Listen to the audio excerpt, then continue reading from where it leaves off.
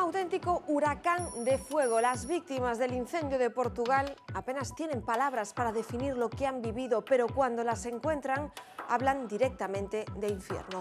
La cifra de fallecidos ha subido esta misma tarde a 63 tras la muerte de un bombero que sufría gravísimas quemaduras. El fuego, que todavía preocupa y que tiene 4 focos activos, ha quemado ya unas 30.000 hectáreas. Más de 1.100 efectivos luchan aquí en Pedrogao contra las llamas, aunque hoy todo el país se pregunta qué es lo que ha fallado. ¿Qué tal? Buenas noches. Comienzan las críticas mientras el presidente de la República, de visita en la zona, insiste en priorizar la extinción sobre las preguntas. Hoy nosotros nos preguntamos por qué arde tanto Portugal y con consecuencias tan trágicas. Un sistema de extinción poco profesional en el que 5 de cada 6 bomberos son temporales o voluntarios puede ser una de las claves. O que hai é moitísimo abandono, moitísimo despoboamento, unha política forestal que é un pouco suicida. Véndese máis a parafernalia de moitos medios de extinción cando se produce un incendio co que levar adiante traballos de prevención.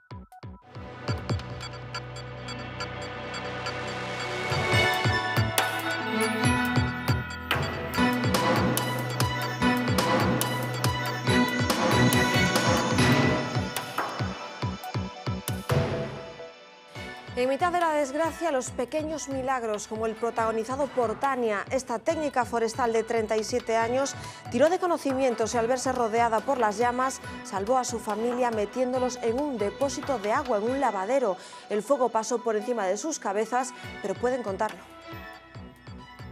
Agarrei na minha irmã e ela entrou dentro do tanque. O meu pai não queria entrar, mas eu puxei-o e também o empurrei. A minha mãe saltou. Não queríamos bombeiros, só queríamos que viessem evacuar. Nós só queríamos que alguém nos tirasse dali. ¿Tenemos posibilidad de sobrevivir rodeados de humo, inhalando tóxicos y con las llamas cercándonos? Casos como el de Aspobrais o el de Nogueiriño, donde otras 12 personas se salvaron sumergidas en un tanque de agua, son sorprendentes ejemplos de supervivencia. Hoy nos preguntamos cómo debemos actuar en situaciones de incendio tan extremas. Un avance. Intentar huir por una carretera secundaria sin visibilidad es la peor decisión.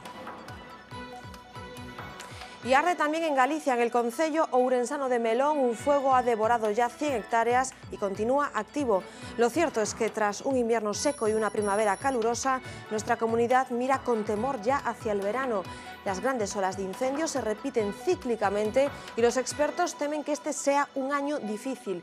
Nuestro territorio tiene mucho en común con la zona devastada en Portugal, aunque parece difícil que se repita una tragedia como la de Pedrogao.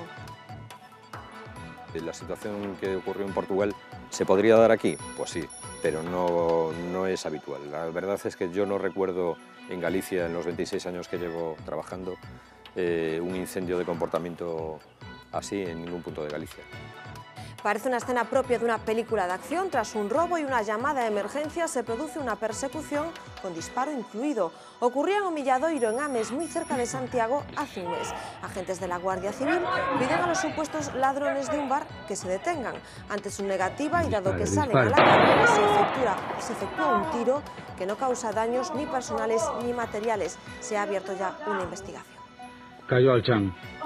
Cayó al chan.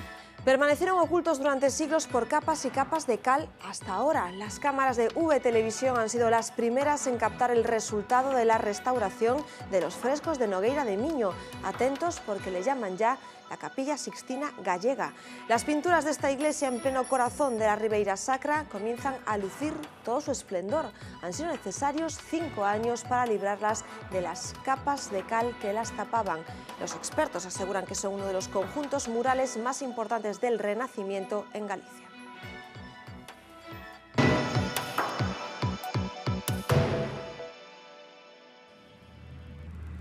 La cifra ha aumentado en las últimas horas, ya son 63 las víctimas mortales del incendio en Portugal. Un bombero que estaba ingresado en estado muy grave ha fallecido esta misma tarde. Su camión chocó con otro coche y al intentar salvar a las víctimas atrapadas en el vehículo en llamas, sufrió quemaduras muy graves.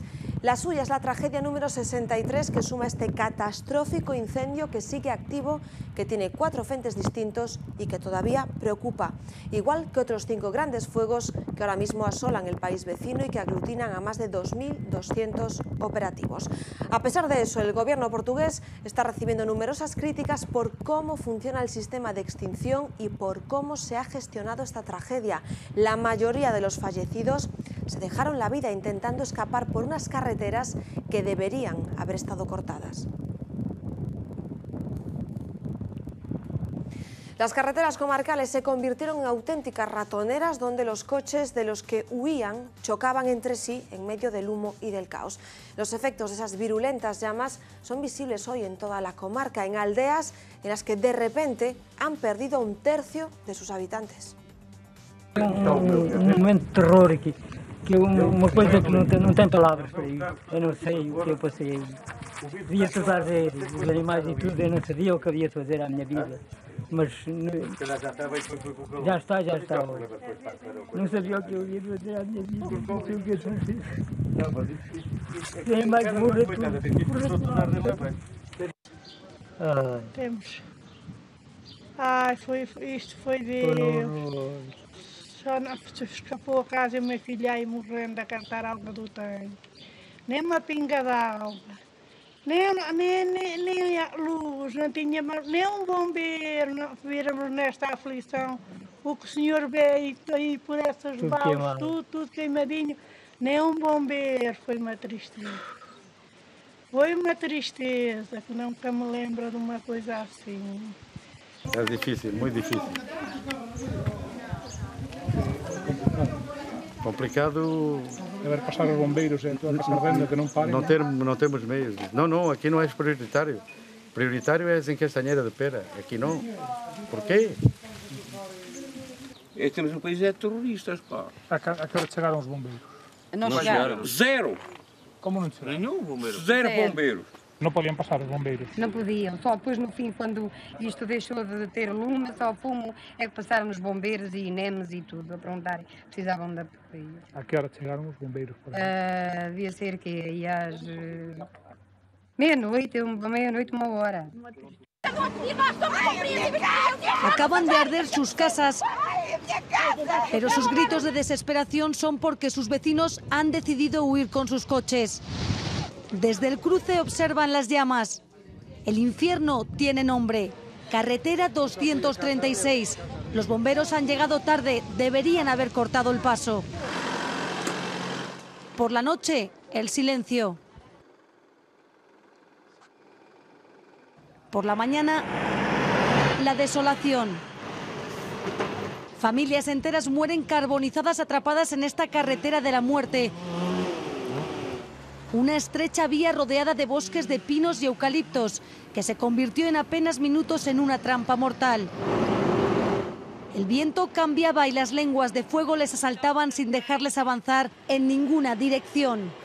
30 fallecidos. El escenario es un amasijo de coches empotrados unos con otros. Tal vez el humo no les dejaba ver y chocaron en su escapada. Es el mejor ejemplo del terror que debieron vivir. La posición de los vehículos muestra cómo buscaron alguna vía de escape en medio del caos. Se adentraron en senderos, pero también se los tragó el incendio. Otros dejaban el coche en la cuneta y salían a luchar cuerpo a cuerpo contra el fuego. Al día siguiente, la procesión de efectivos, como un cortejo fúnebre, peinaba la zona. Y ahora sí, cortaban el acceso, tal vez demasiado tarde.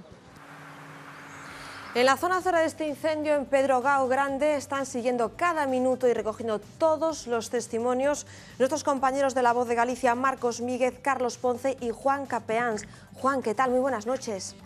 ¿Qué tal? Buenas noches. Juan, no sé qué nos podéis contar de esta última hora, cómo está esa zona en la que estáis siguiendo el minuto a minuto de esta tragedia en Portugal. Bueno, pues desde hace un par de horas es la primera vez que podemos empezar a ver algo de cielo azul, porque desde que llegamos aquí el domingo por la tarde era prácticamente noche, desde las 3 de la tarde, sabiendo que ahí fuera hacía un sol brillante. Y ahora empieza a verse el sol y se empiezan a distinguir las columnas de humo de incendios que están ya a más kilómetros hacia la zona de Avelar, que es donde está ahora la mayor preocupación de las fuerzas de seguridad, porque hay incendios en zonas inaccesibles, pero que tampoco tienen tantos habitantes ni personas viviendo en la zona. Juan, acabamos de ver todos estos testimonios que habéis recogido en las últimas horas. ¿Qué destacarías como titular de lo que dicen los vecinos? ¿Qué falló?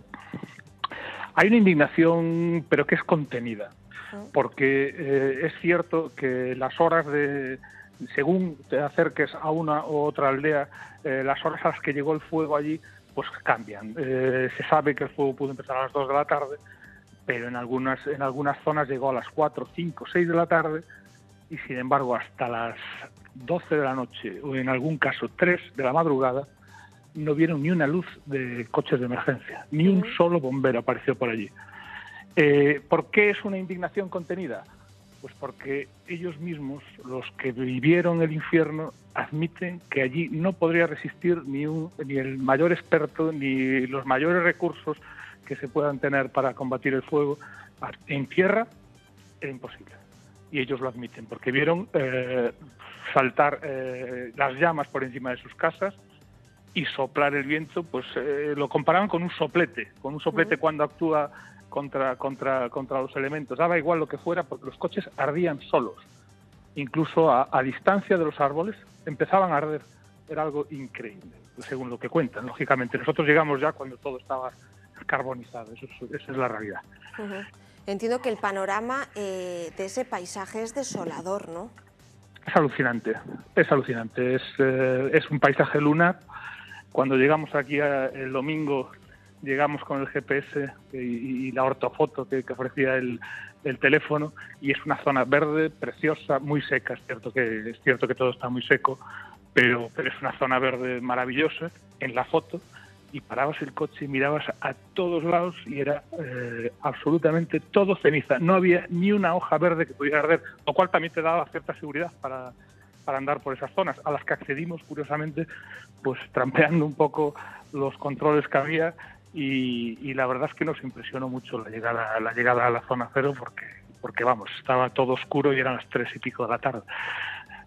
Entiendo que como periodista esa es la sensación personal con la que te quedas, o es el estado de shock de esos vecinos que la verdad es que apenas transmiten sentimientos. Yo creo que aún están tan aterrorizados. Incluso esta chica que ha salvado a su familia metiéndolos en ese lavadero, lo cuentan de una forma que yo creo que aún no han vuelto a la realidad.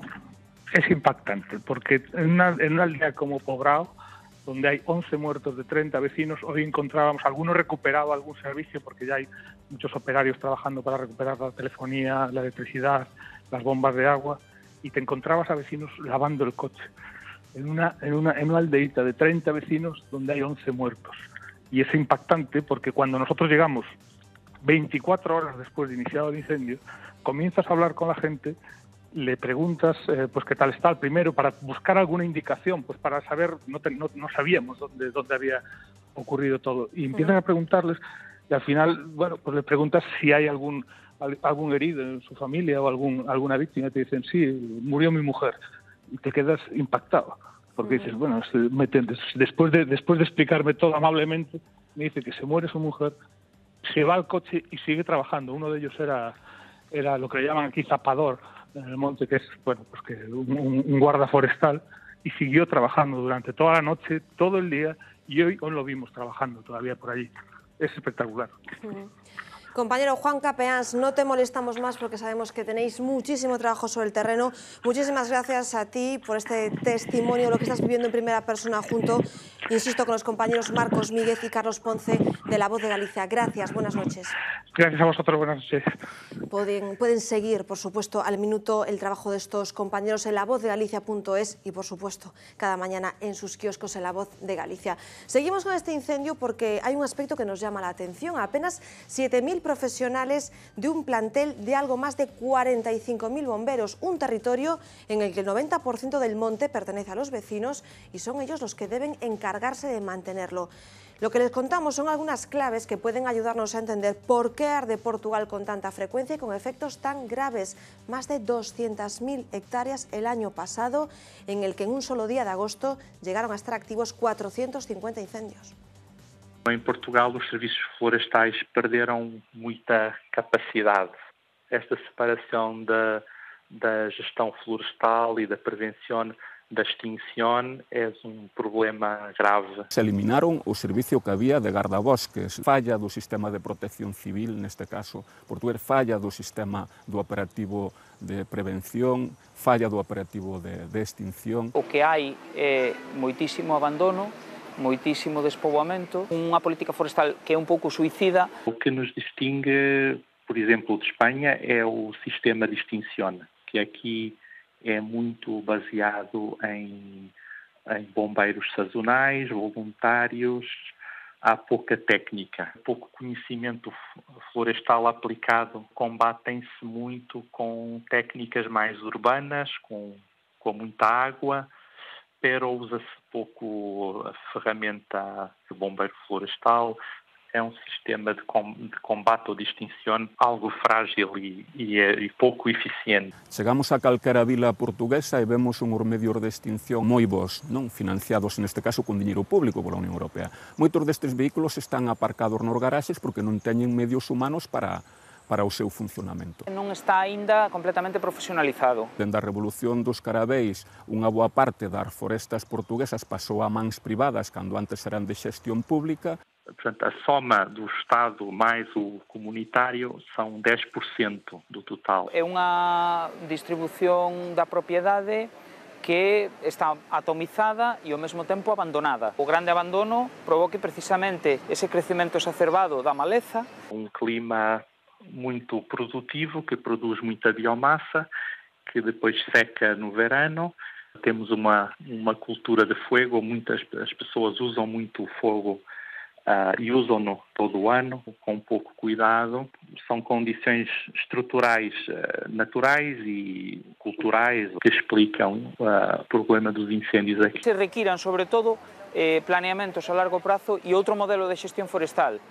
En Portugal deronse os primeiros pasos hai cousa de 10 anos, pero o momento efectivo de poñelo en marcha non se levou a cabo. Véndese máis a parafernalia de moitos medios de extinción cando se produce un incendio co que levar adiante traballos de prevención.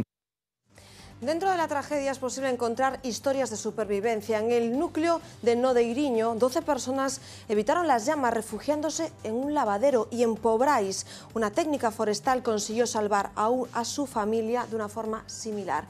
Muchos ya conocen a Tania Ferreira, de 37 años, como la heroína del lugar. Así fue como le dijo a sus allegados que se sumergiesen en un depósito de agua. ¿Cómo tomar esa decisión de entrar no pozo? O essencial, água. E eu sabia que se tivesse água por perto e estivéssemos submergidos em água, que não haveria algum problema. Portanto, quando vimos as chamas por cima de nós, agarrei na minha irmã e ela entrou dentro do tanque. O meu pai não queria entrar, mas eu puxei-o e também o empurrei. A minha mãe saltou, depois começaram as chamas por cima de nós, submergimos completamente, sim. Depois, quando aquilo passou, viemos ao cima, havia muito monóxido de carbono e eu pedi-lhes, por favor, para respirarem o menos possível, para estarem calmos. Só que, entretanto, começaram a arrebentar bilhas de gás de outras casas, mas estivemos dentro da água, conseguimos manter a calma o possível. Depois saímos, fomos ter com outros vizinhos, só que o lugar estava todo a arder. Eu liguei para o 117. Não queríamos bombeiros para apagar, já não queríamos bombeiros, só queríamos que viessem evacuar as últimas 20 pessoas que se encontravam no lugar. Nós só queríamos que alguém nos tirasse dali.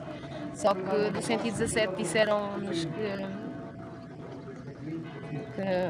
que não podiam porque tinham muitas chamadas, não conseguiam e mantivemos-nos por ali. Depois regressámos outra vez às nossas casas. En Galicia aún se recuerda un suceso muy similar a lo ocurrido en la Nacional 236 portuguesa. Durante la ola de incendios de 2006, 2 mujeres, madre e hija, fallecían tras impactar con el quitamiedos en una vía secundaria. Querían incorporarse a la N541 en Cotobade. En primer lugar, desde luego, no acudir hacia caminos secundarios, sobre todo porque nosotros no controlamos, la persona que está envuelta en esa situación no controla la dirección de los vientos, el avance de las llamas. Entonces, lanzarse a escapar pues no es la mejor solución. También el humo lo que resta es visibilidad. Es muy difícil tener cierto control, pero además el humo evidentemente te puede causar somnolencia y fallecer, desgraciadamente, como han fallecido estas personas. Quedarse en casa y rodear de agua el perímetro es una solución aceptable, pero casos de supervivencia como el de Nodeiriño o Aspo Brais, en los que el agua estancada fue determinante, son realmente insólitos. Yo creo que actuaron a la desesperada. Evidentemente el agua no arde, pero también tenemos que decir que fueron muy afortunados porque nadie controla los vientos. Si llegan a tener una pausa de viento, una serie de vientos que hace que la concentración de CO2 de ese humo estuviera depositado encima de ese estanque, en lugar de pasar rápidamente, pues a lo mejor estaríamos hablando de otra cosa. Las posibilidades de salir con vida se reducen en este contexto. Estar en una zona con poca biomasa es lo único que puede salvarnos. Si estamos en zonas, a pesar de que se produzcan esas acumulaciones de biomasa, pues se respetan ciertas medidas, como por ejemplo el desbroce alrededor de las zonas pobladas, etcétera, vamos a tener más posibilidades. Definitivamente hay que actuar bajo la supervisión de quien sabe, que son los servicios de protección civil. Y en todo caso, no dejarse llevar por la desesperación. Familias enteras fallecieron en la huida. Abandono del monte y presencia de especies muy vulnerables al fuego como el eucalipto. Son, según los expertos, los 2 factores clave en la rápida propagación del incendio de Portugal. 2 elementos que recuerdan, por cierto, bastante a Galicia. Provienen de Australia, pero los eucaliptos son desde hace años compañeros habituales de los pinos en el paisaje gallego. Una imagen similar a la de la zona devastada por el fuego en Portugal. Sí, se parece bastante a Galicia. Nos encontramos con 2 especies que son pirófitas, es decir, que su comportamiento ante los incendios es más virulento que otras especies y que son masas continuas en donde si se produce un incendio y se expande con violencia, digamos que es como un bosque de cerillas. El abandono de las zonas rurales y de la actividad agraria es otro factor común. A xente do rural está deixando o monte e outras actividades porque non son rendibles, non están aportando beneficios suficientes. Manter o monte en boas condicións silvícolas, desbroces, mantemento de pistas, etc., custa moito diñeiro. E a sociedade non está disposta a gastalo. Ni siquiera las zonas que deben atender las administraciones, como los márgenes de las carreteras, cumplen siempre con la norma. Esos márgenes está contemplado en la ley que tienen que estar limpios y desbrozados, que no puede haber especies pirófitas, de tal manera que si alguien tiene que huir, como pasó en Portugal, no se encuentre con una ratonera y sin embargo, pues bueno, nos cuesta que se cumpla la norma. La diferencia positiva la marca el personal de extinción de incendios. Galicia conta unha experiencia longa de moitos anos de incendios, non? Pero eso nos levou a ter uns equipos, uns traballadores de incendios muy bien cualificados. Creo que somos más previsores en cuanto a la evacuación. Ciertas poblaciones es mejor desalojarlas que no dejar a la gente ahí, que pueda, por pánico, la gente intentar huir, que fue lo que les pasó en Portugal. Pese a todo, las llamas se ceban cíclicamente con nuestra comunidad. Pues nosotros hemos visto esos ciclos siempre. Lo que pasa es que nunca se puede decir son de 5, de 6, de 10, no lo sabemos. Ahora llevamos una temporada larga que no hemos tenido una oleada de incendios desde el año 2006. Estamos en el 17, van 11 años. ¿Puede ser este? Podría. Ojalá que no lo sea. Pues precisamente Galicia se encuentra tanto hoy como mañana bajo el aviso de riesgo extremo de incendios forestales, una alerta activada por la AEMET, pero lo cierto es que hoy ya hemos visto fuego en nuestros montes. A esta hora permanece todavía activo un incendio en el concello ourensano de Melón, en la parroquia de Quins. Según datos de la Xunta de Galicia, afecta ya a unas 100 hectáreas. Enseguida vamos a volver a este drama que ha azotado Portugal en los últimos días. Xavi Fonseca nos va a contar qué es eso de la tormenta seca que se ha establecido como causa, pero tenemos más historias que contarles porque hoy tenía una cita en el juzgado Aniceto Rodríguez, el hombre acusado de haber matado a su mujer en el hospital de Ourense en mayo de 2015. Presuntamente acabó con su vida cuando ya se estaba recuperando de una agresión anterior. Hoy ha insistido en que no tuvo nada que ver con los dos sucesos y que nunca había discutido con su mujer, María Isabel Fuentes. Además, durante su declaración ha asegurado que no se acuerda de nada. La Fiscalía pide para él 39 años de cárcel. La acusación particular eleva la petición a 49. Banderas a media asta, las que veíamos hoy en Oza Cesuras. Banderas a media asta por el fallecimiento de uno de sus vecinos. Les hablamos del torero Iván Fandiño, que moría el sábado por causa de una terrible cornada en Francia. Sus padres son naturales de Oza y Figueroa, en Abegondo. Los restos mortales del torero llegaban ayer al tanatorio de Amurrio, en Álava. Hoy era velado allí y posteriormente incinerado en Llodio, localidad cercana a Orduña, su localidad de nacimiento. Iván Fandiño tenía 36 años, estaba casado y tenía una hija pequeña. En 2011, con motivo de su participación en una de las ferias taurinas de A Coruña, V Televisión pasaba este momento, ya ven, en la playa con él. En el toreo no se decide, no se nace con el sentimiento de querer torear, ¿no? Lo que pasa que bueno, te va surgiendo, lo vas sintiendo, y a mí me ha dado la casualidad de que todos mis antepasados son gallegos y yo soy nacido en el País Vasco, pero dentro de mí corre sangre gallega.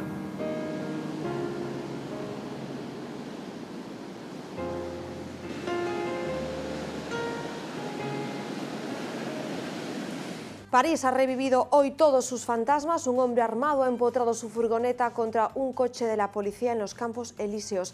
El atacante de 33 años ha fallecido como consecuencia del incendio que se declaró en su vehículo. En la furgoneta llevaba un Kalashnikov, varias pistolas y alguna bombona de gas. Se está investigando el incidente como un posible acto de terrorismo. El conductor ya había sido investigado por la Gendarmería francesa. Mientras en Londres una furgoneta embestía a un grupo de personas a la salida de una mezquita en Finsbury Park. Una persona ha muerto y 10 resultaban heridas. Según los testigos, el conductor irrumpió al grito de "quiero matar a todos los musulmanes". Fueron precisamente los testigos quienes le redujeron y apuntaron a que en el vehículo iban al menos 3 personas. Lo definen ya como un ataque islamófobo. Y hoy hemos visto cuál es el estado de la Torre Grenfell en Kensington, en Londres. Imágenes desoladoras y esperadas del incendio que se llevó por delante la vida de 79 personas. La cifra aún puede aumentar a medida que se vaya entrando en el edificio. En las últimas horas se ha confirmado que este inmueble estaba revestido con un material ilegal. Era polietileno, prohibido por su alta inflamabilidad. Es lunes 19 de junio, hay más historias que contar.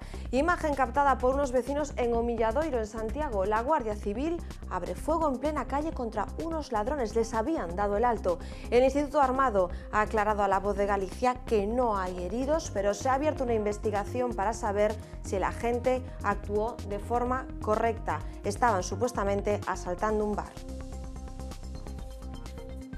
Prisión provisional comunicada y sin fianza para el hombre de 51 años detenido el sábado por atacar con una desbrozadora a un vecino de Acañiza y a su hija. El suceso se produjo tras una discusión por una propiedad. El presunto atacante está siendo investigado por 2 delitos de homicidio en grado de tentativa. De los 2 heridos, el padre de 44 años se encuentra en muerte cerebral. Su hija evoluciona de forma favorable. Viajaban de Madrid a Ourense, pero estuvieron 4 horas tirados por una avería. El personal del tren les explicó a los pasajeros que las máquinas habían superado los 100 grados. Se quedaron dentro sin luz y sin aire acondicionado y tuvieron que pedir que les abriesen las puertas por la temperatura que se registraba en el vagón. De hecho, los revisores repartieron platos de cartón para que los pasajeros se abanicasen. Se dieron mareos e incluso ataques de claustrofobia. Incendio en una carpintería del polígono de Xarás, en Ribeira, un fuego que ha requerido un amplio despliegue de los servicios de emergencias. Todo apunta a que el fuego afectó a un silo que almacena serrín. No había nadie, por suerte, trabajando en las instalaciones. Mañana comienza la huelga en el sector del transporte de viajeros. Hoy mismo los sindicatos le daban plantón a la Consellería de Infraestructuras. El motivo, haber separado en dos reuniones, una para los sindicatos y otra para las asociaciones que engloban a las empresas, esta cita. El conflicto está en la integración que se hará en el transporte escolar con las líneas regulares. Los servicios escolares mañana están garantizados. En el caso de las líneas regulares, se realizarán un tercio de ellas. Un lugar tan visitado y fotografiado como el Dinoseto de Vigo se convertía esta mañana en el escenario de una reivindicación. Una veintena de personas se concentraban para insistir en que en Vigo sí que hay desahucios y pedir ayudas para las familias en situación de riesgo, especialmente las que tienen menores a su cargo. Los bañistas volvían hoy a Samil sin restricciones después de esta imagen. Un vertido prohibió el acceso al agua el sábado. Aunque en un principio se atribuyó el vertido a alguna embarcación, ayer se barajaba la posibilidad de que procediera de una batea.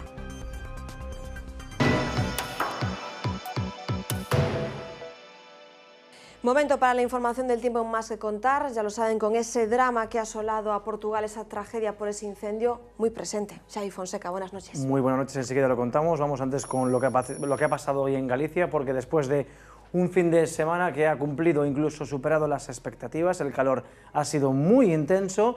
Se han superado tanto el sábado como el domingo los 40 grados. Hoy hemos notado algunos cambios, no quizás en las temperaturas porque han seguido siendo elevadas, especialmente en la mitad sur, pero sí en cuanto al estado del cielo. Como vemos en la imagen del satélite, ha sido una jornada pues con bastante humedad. Por ejemplo, en las provincias atlánticas hemos tenido aire marítimo que nos ha dejado el cielo cubierto. Por la mañana también en la provincia de Lugo hemos tenido nieblas matinales y en la provincia de Ourense esta mañana hemos tenido cumulonimbos que incluso ha dejado algún amago tormentoso, y todo ello acompañado con el humo que sigue llegando de ese terrible incendio de Portugal. Vean esta imagen. Es una fotografía que ha tomado un satélite de la NASA hace unas pocas horas, donde se puede ver perfectamente esos focos que permanecen todavía activos en el centro de Portugal 48 horas después de que se declarase el gran incendio que lamentablemente pues ha dejado muchas víctimas mortales. Y esta otra imagen la hemos captado hace tan solo unos minutos. Ourense con el cielo completamente cubierto, como están viendo, y no son nubes. Parte de ese cielo cubierto, la gran parte, es el humo que sigue llegando desde Portugal.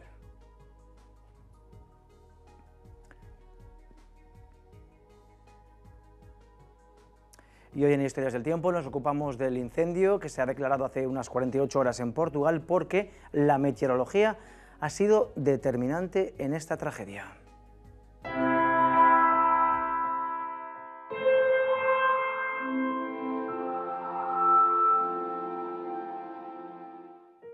La ola de calor de junio del 2017 pasará a la historia por el terrible suceso que ha provocado en la vecina Portugal. Un incendio de grandes dimensiones en el centro del país que ha dejado más de 60 muertos. Y en esta ocasión, la meteorología ha sido responsable. Para entender qué ha pasado es imprescindible recordar las condiciones previas al sábado 17 de junio. Tuvimos un periodo largo de tiempo seco y cálido sobre la península, con temperaturas muy altas y baja humedad. Una situación ideal para la formación de sistemas tormentosos, como podemos ver en esta imagen del satélite, que nos muestra los cumulonimbos. Eso sí, un tipo concreto, tormentas secas. Significa pois un proceso que ten en conta que hai moita inestabilidade na atmosfera e, por outro lado, o adxetivo de seca indica pois que ese fenómeno tormentoso pois nos deixa aparato eléctrico, o que sería unha tormenta habitual, pero sen precipitación. Este otro mapa de rayos muestra la notable actividad eléctrica que se registró el día 17 en el centro de Portugal. Uno de esos rayos fue la cerilla que encendió el fuego.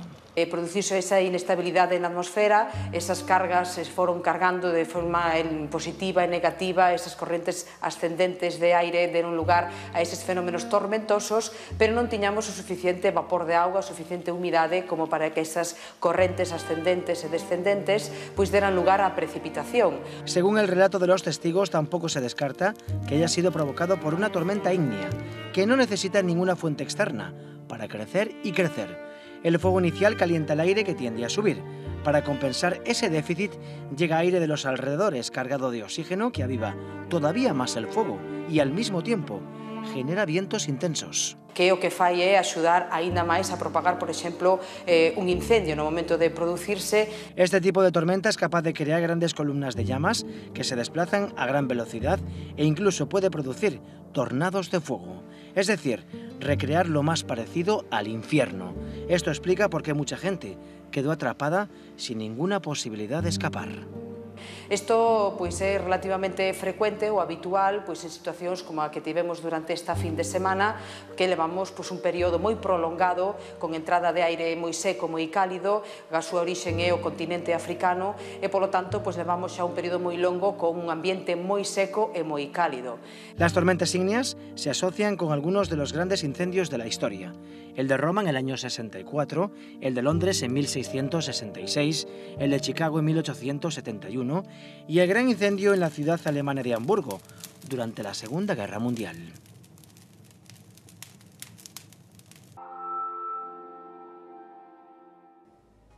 Y mañana martes, pocos cambios en Galicia. Seguimos con la influencia del anticiclón que sigue desplazando aire cálido procedente desde el norte de África. En todo caso, tendremos mañana algo de aire frío en las capas altas de la atmósfera. Otro matiz importante es que mañana no tendremos una circulación del nordeste, sino vientos variables. Así que mañana por la mañana tendremos de nuevo humedad, por ejemplo, en el interior de la provincia de Lugo en forma de nieblas matinales, y mañana por la mañana también algunas nubes bajas en el extremo norte de Galicia. El cielo estará más despejado cuanto más hacia el sur. Mañana por la tarde, ojo, sin duda la noticia va a estar en el interior.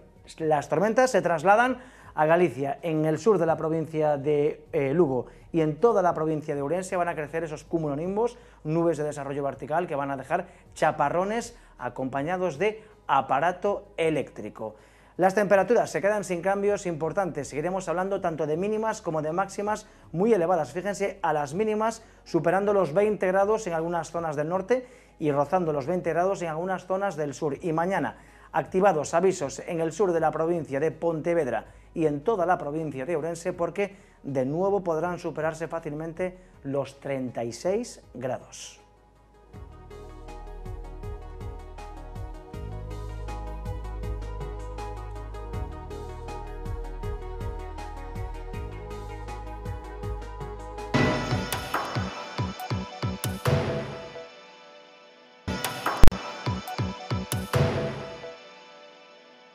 Son las 9:42 de la noche. Hoy nos vamos a detener en una información que les contábamos en abril cuando se hacía oficial. Una treintena de concellos tienen que censar sus gallineros. ¿Por qué? Pues por prevención ante la posible llegada de la gripe aviar. No se han detectado casos en Galicia, pero se pide que exista un control. Pues bien, ese censo está siendo muy, pero que muy complicado. Nos vamos a Santiago de Compostela. Luis Núñez, ¿qué tal? Muy buenas noches. Hola, buenas noches, Gladys. Luis, cuando hablamos de gripe aviar, es que la verdad es que se nos pone la piel de gallina. ¿Qué es exactamente la gripe aviar? Bueno, pues es una gripe, igual que la que puede haber en los humanos, con una serie de sintomatología. Es un virus, un Orthomyxoviridae, y bueno, pues mutante con varios tipos en función de la proteína que haya en la superficie del virus, una proteína H, hemaglutinina, una proteína N, la neuroaminidasa, y esas se combinan en función del tipo de virus que sea. Tenemos distintos tipos de gripe aviar, unas de más alta patogenicidad y otras de menos. La gripe actual pues es un H5N1, ¿no? Y es pues la que está causando, bueno, esta alerta y que estemos en nivel de alerta en España, ¿no? Nivel de alerta 1, yo creo que ahora ya estamos en nivel de alerta 0 porque ha pasado el tiempo, hay la época de invierno que digamos que es de máximo riesgo, y eso es un poquitín lo que hay. Hay que insistir en que Galicia no se ha dado ningún caso, pero sí se le pide a aquellos que tengan gallinas, decimos en 30 concellos en concreto, pues es que se establezcan ciertas medidas de control. Yo no sé qué hace que unos concellos sí entren en ese grupo de concellos en alerta y otros no. Bueno, vamos a ver, el hecho de meter a los concellos en un grupo o en otro, que como bien decías, hay los de especial vigilancia y los de especial riesgo, es por las características del virus. El virus es termolábil, no soporta bien el calor, entonces en las zonas y sin embargo en zonas húmedas pues se mantiene bien. Entonces en aquellas zonas donde hay marismas, donde hay flujo de aves migratorias que puedan traer y que hay un censo que se piensa de aves de estas de autoconsumo, yo le llamaría explotaciones de autoconsumo, luego si tal hablamos sobre los tipos de explotaciones que hay, hace que se establezcan pues, esos dos grupos, ¿no? Entonces en los de especial vigilancia pues son zonas de costa donde hay humedales, donde llegan aves migratorias y se le ha dado esa clasificación, y como bien dice, pues en Pontevedra tenemos bastantes en lo que es en la zona del Salnés, ¿no? Cambados, Ribadumia, Sanxenxo, El Grove, y luego hay otras de especial vigilancia, pues que a lo mejor se piensa que no hay tantos humedales, no hay tantas explotaciones de autoconsumo, entonces pues es de especial vigilancia, y en función del concello donde esté en un lado o en otro, pues se establecen estas medidas. Y lo que se procuraba era censarlos, ¿no? Estas explotaciones. Ahí está decías la palabra clave, Luis, que es autoconsumo. Seguro que hay muchas personas, claro, que tienen gallinas de autoconsumo que no se dan por aludidos, ¿no? Que pensarán que esto es para grandes explotaciones. Sí, bueno, vamos a ver, nosotros partimos de un Real Decreto, que es el 479 del 2004, que obliga a censar a todas las explotaciones, y dentro de todas las especies, estamos hablando de vacuno, de ovino, de porcino, cunícola, y entre ellas las de aves. ¿Qué pasa? Que las explotaciones industriales están censadas al 100%. Y tenemos pues, todos los datos, sabemos el censo que tienen los animales, cómo entran, cómo salen, porque tienen que ir amparados por una guía, tanto para la entrada como para la salida, en la que figura el origen y el destino. Luego tenemos un segundo grupo, que son las de avícolas artesanales, que bueno, también son un censo limitado. Está limitado pues, a 400 cebos de pollos al año, 50 ponedoras, y esto sería, digamos, un poco pues, las explotaciones que a lo mejor venden sus producciones en un mercado local, ¿no? Que los podemos ver en una plaza de abastos vendiendo esos huevos, o bueno, a veces estos pollos hacen pues, un todo dentro, todo fuera, y se vende esa producción pues, en épocas concretas, a lo mejor en Navidades, son explotaciones de calidad diferenciada. Y luego tenemos el tercer grupo, que como bien dices, no es obligatorio que estén registradas en el REGA, y que son las explotaciones de autoconsumo, que todo el mundo puede entender, ¿no? O sea, que tiene 5 o 6 gallinas, que pues, bien, o de producción de carne o por producción de huevos, y que bueno, pues, se consumen esos productos en el ámbito familiar. Y estos es en los que está habiendo especial dificultad.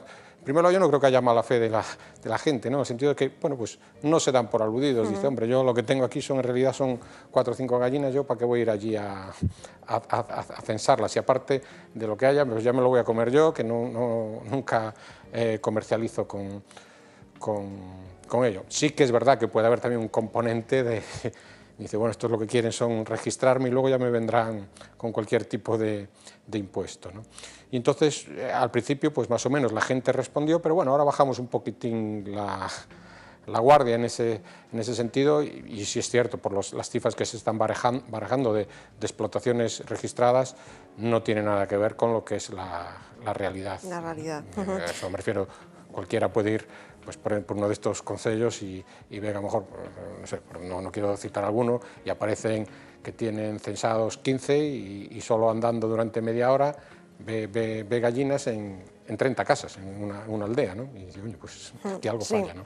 Muy habitual, evidentemente. Desde el colegio que tú representas, que es el Colegio Oficial de Veterinarios de Pontevedra, igual que lo están haciendo todos, sobre todo tranquilidad, por lo que te decía Luis, escuchamos gripe aviar y pensamos que es algo que va a pasar a las personas, no hay casos y no tiene por qué haberlos, ¿no? Bueno, vamos a ver, tenemos que darnos cuenta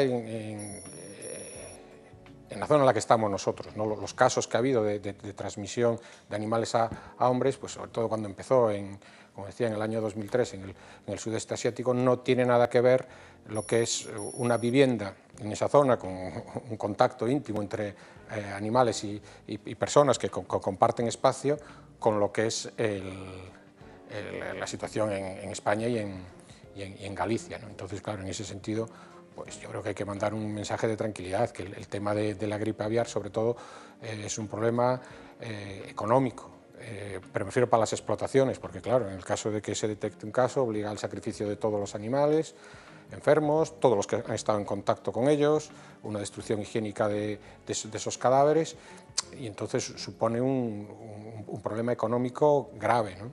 Y además, sobre todo, que eso trasciende luego a la gente, ¿no? Y puede haber una disminución del consumo, porque la gente se alarma y piensa que no puede haber. Entonces, desde el punto de vista como una posible zoonosis, yo creo que en España el riesgo es muy bajo, y debemos extremar esas precauciones para proteger a nuestros ganaderos, ¿no? Pues ya ven, es muy sencillo, en sus concellos les van a dar toda la información, hay que censar a este tipo de animales y sobre todo les van a establecer, según su zona, algún tipo de restricción, como dónde tener los bebederos, si tienen que estar a cubierto, cosas muy sencillas. Luis Núñez, gracias por aclararnos hoy en Más que Contar todas estas dudas. Muy buenas noches. Muchas gracias, Gladys. Buenas noches, un placer. El escritor y periodista lucense de esta casa, de La Voz de Galicia, Miguel Anxo Murado, es el galardonado este año con el premio Julio Camba de Periodismo, uno de los reconocimientos más importantes de la profesión en nuestra comunidad. El jurado lo ha premiado por su artículo publicado en La Voz, El Cedazo de los Días. A liña brillante, coa que nos obsequia todos los domingos, ha resaltado Víctor Freixanes, el presidente de la Real Academia Galega. Competía con otros 136 trabajos, mientras para María Varela ha sido el premio Fernández del Riego por su trabajo Cóxegas e Tartas. Ambos galardones están dotados con 6.000 euros cada uno. Dicen que es nuestra propia Capilla Sixtina, una iglesia de la Ribeira Sacra escondía uno de los tesoros del Renacimiento más preciados en Galicia. La alerta por unas goteras en el tejado destapó su secreto. Debajo de la cal, todas las paredes estaban cubiertas por frescos. Vean. Nadie se imaginaba que esta iglesia, construida a los pies de uno de los meandros del Miño, iba a deparar una sorpresa así.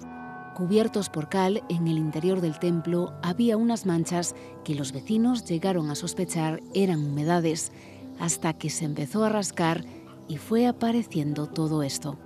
Empezamos a hacer catas en las capas superficiales para ver qué hay debajo y empezamos a extender la capa horizontalmente y fue increíble descubrir que estaba realmente todo el muro pintado. Todos los muros están pintados, desde la entrada hasta el presbiterio, y que todo sea un conjunto, y no hay una cosa similar, desde luego, en Galicia. El descubrimiento ha llevado a un intenso proyecto de restauración desde el 2012 que da sus últimas pinceladas. Sorprende que se encontraban relativamente bien, al estar protegidas por esas capas de cal. Los muros, la capilla mayor, el presbiterio, no hai rincón sin frescos. No muro norte temos un xuicio final, que probablemente é o mellor xuicio final que temos en Galicia, quizás por eso tamén o da Capela Sixtina, por comparación co xuicio final de Miguel Anxo, aínda que a diferencia é bastante grande. Temos unha trinidade e temos unha resurrección. No arco hai un San Sebastián extraordinario e encima unha anunciación. Na Capela Maior o que temos é un ciclo da paixón. Cando empezamos en Nogueira non se veía nada. Non había idea da magnitude que tiñan esas pinturas e da importancia que tiñan ao principio. La han bautizado como la Capilla Sixtina Gallega. É excepcional, en realidad, en Galicia ter unha iglesia cun ciclo de pinturas como que temos en Nogueira. Pinturas de diferentes épocas, moi seguidas, toda ela policromada e que conserve a pintura en tan bo estado. Incluso algunhas iconografías que son únicas en Galicia.